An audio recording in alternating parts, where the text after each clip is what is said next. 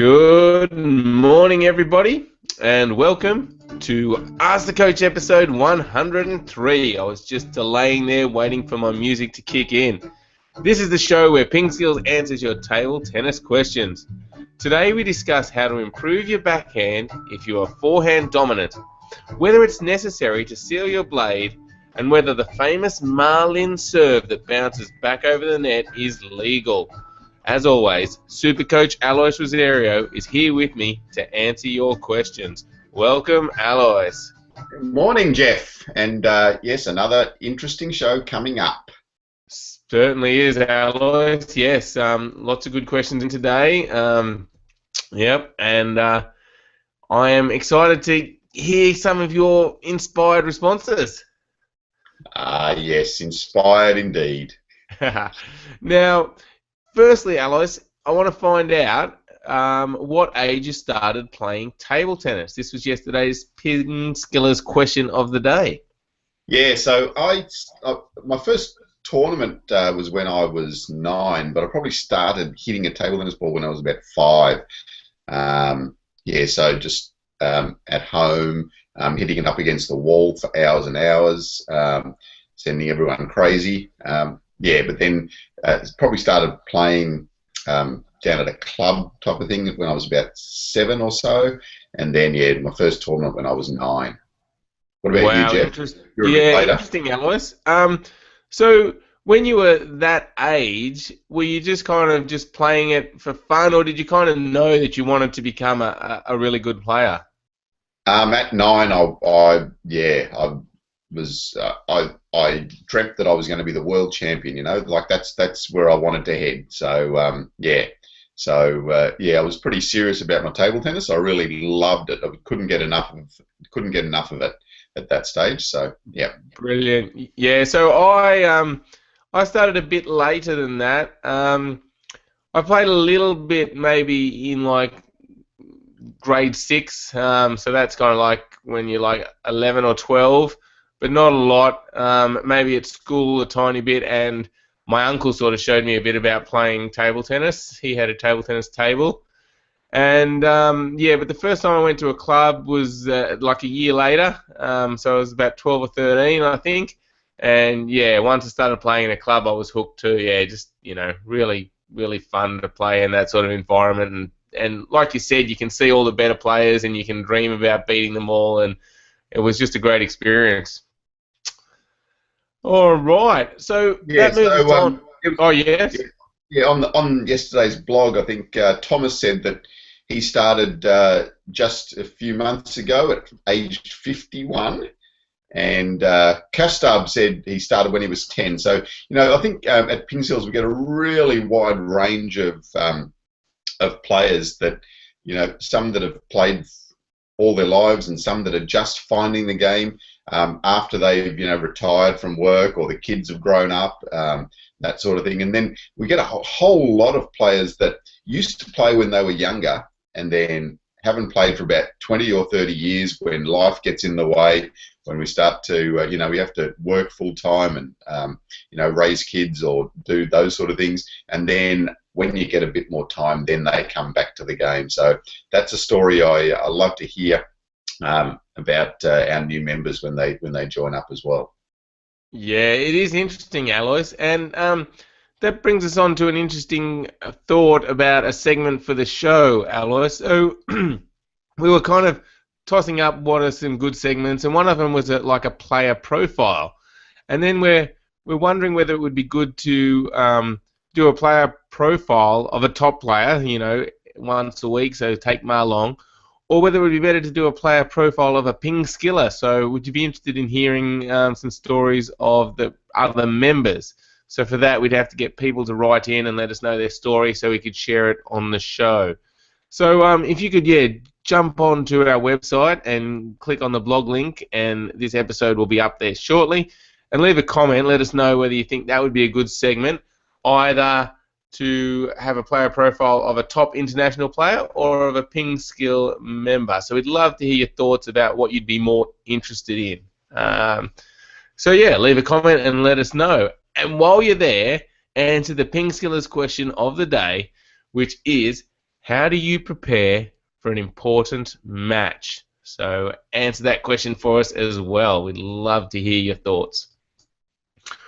All right, Alois, we've got an exciting update from Victor, who says, I played with the tall guy again, and I lost again. Rare, it feels like I will never beat him. He's too good for me. Look, I don't know, Alois. The guy does sound very good, but we know Victor, aka Brock, has been making a lot of progress, so I don't think he should give up just yet. No, definitely not. It's important just to keep your head down and keep going. I was coaching a chap the other day, and he came up with a really interesting story for me. He's a PingSkiller, so he might be listening. And he was saying that he had tried for years and years to get his fish tank right. He said, whatever he did, it still looked cloudy and messy and all that sort of stuff. And he said he just couldn't get it right. But he stumbled on going to a particular aquarium, and they put him onto this thing called Miracle Mud. And he said he put that in his tank, and almost immediately the tank changed, and now he's got a perfect tank. And it was just that one little thing. And his story is you never know how close you are to success. So often it's just that one little thing that changes your whole outlook and whole life. So Brocky, Victor, keep going. You're looking for that miracle mud. Indeed. Great story, Alice. All right. Let's get on to the questions. First one from Artif, who says, I am a strong forehand player, but I can't play a backhand. When the ball comes to my backhand, I go to play a forehand and lose the point. My backhand is weak. I need to improve because I'm selected for an inter-school under-14 competition. Please help me. Yes. So, Atif, this is a story that I relate to really well, because when I played forehands so much, and I got to the stage where I didn't trust my backhand at all. And it sounds like you're in a similar position. So if you're not trusting your backhand, then you're always sitting around this way. You're always turning and trying to play your forehand. So you're around here, you're making your forehand position. So when the ball does come to your backhand, you're in such a bad position to play your backhand that you end up missing. So it's almost self-fulfilling. The fact that you don't trust your backhand, you're turning to play your forehand so much that you're not giving yourself the opportunity to play your backhand properly. So the first thing is just open yourself out a little bit. So square yourself up, get yourself a little bit more ready to play backhands and forehands. And you'll be surprised at how much the game changes then.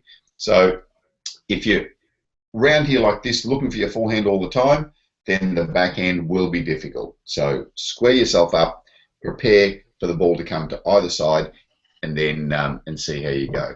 I mean, maybe you need to work on the technique of your backhand as well, but try that first, and then also work on your backhand technique. Yep, great advice there, Alois. And if no one has seen Alois playing, I'll put a link in the show notes of a great clip where you can see Alois playing some great forehands. Make sure you check that out. Thanks very much, Jeff. I don't know why Alois doesn't like people watching him play, but it's a great video, so make sure you check it out. Link will be in the show notes.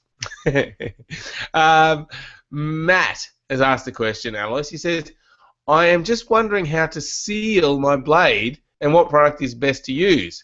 I've recently purchased a Stiga Infinity VPS blade, but latest noticed reviews saying it is a good blade but needs sealing as the outer veneer layers are weak.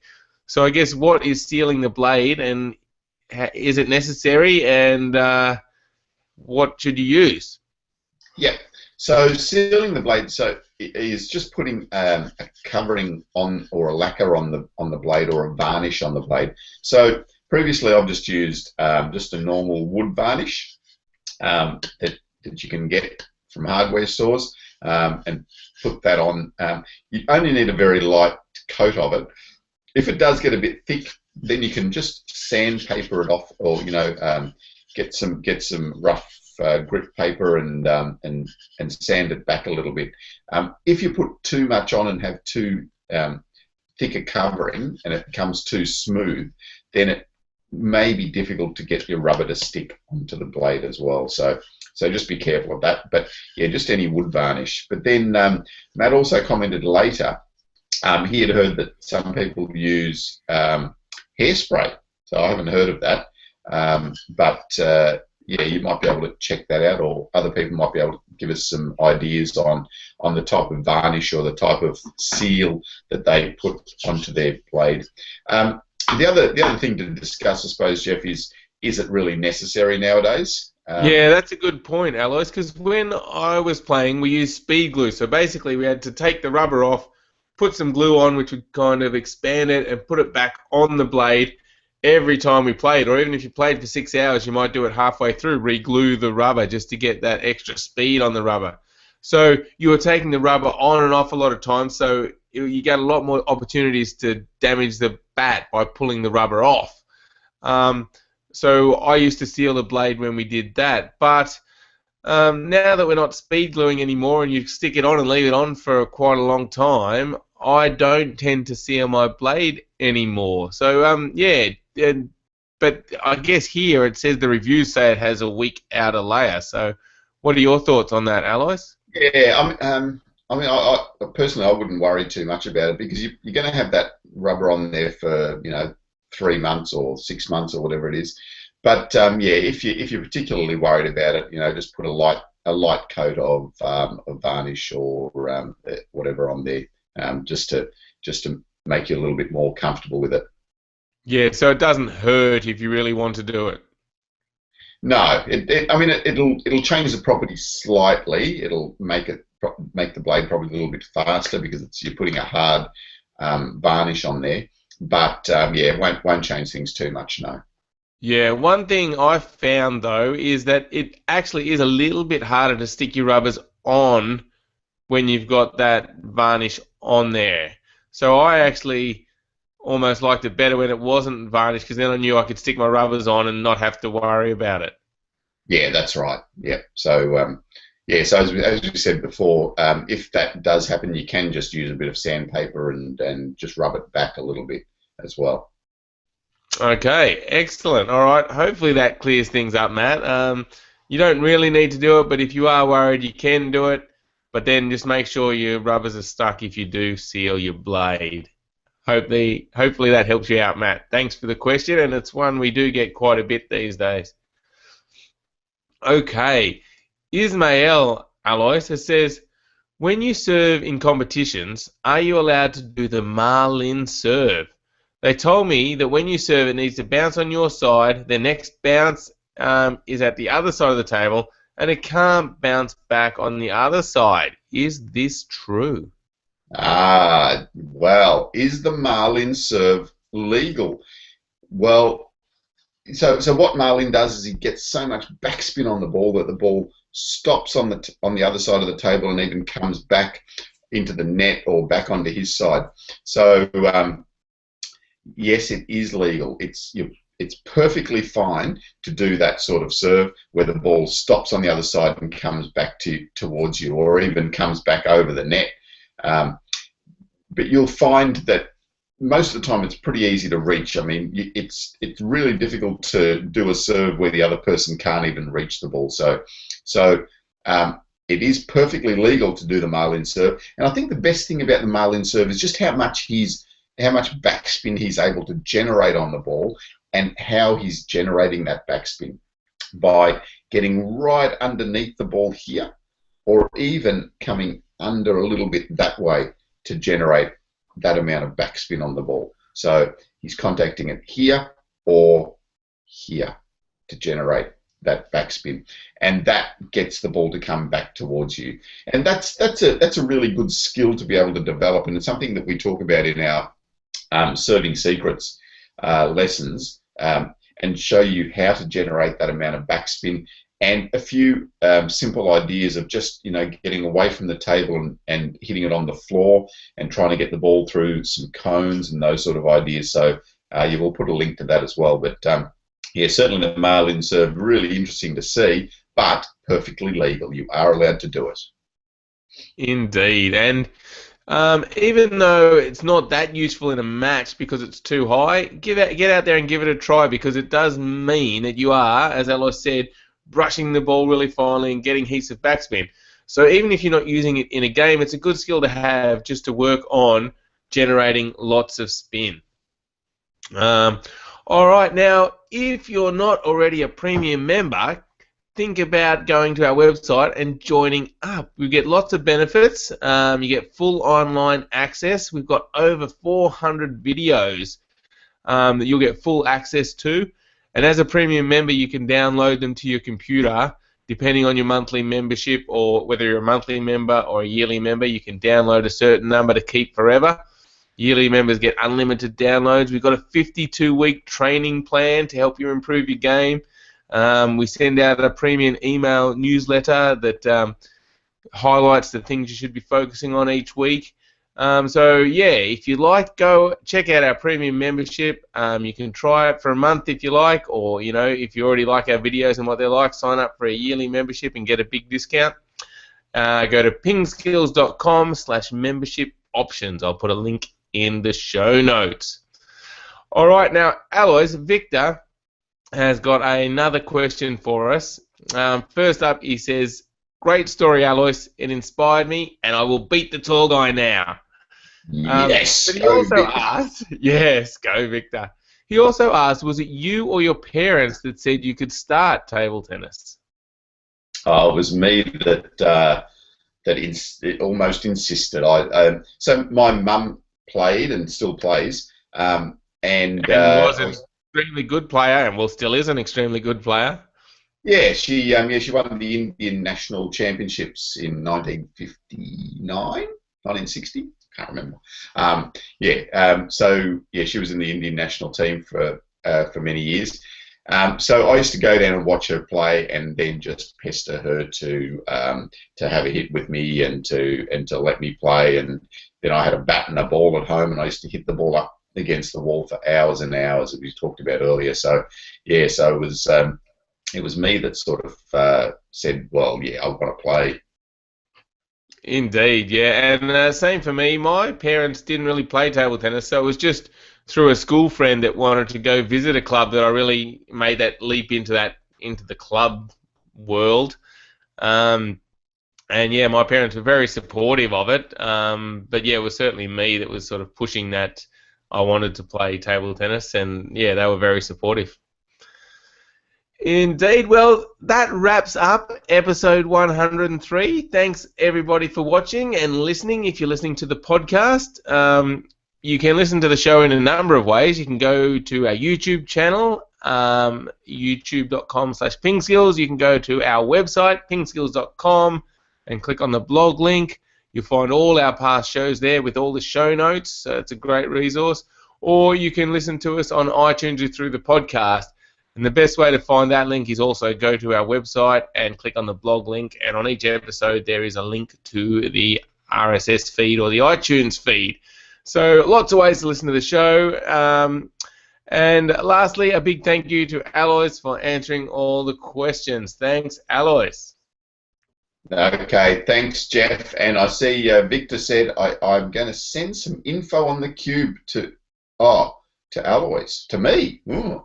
Okay. Oh, yes, you need some information. I may, just a little bit of information on tomorrow's show. I may have a little bit of discussion on some cubing competitions that I recently went to, but that's for tomorrow's show.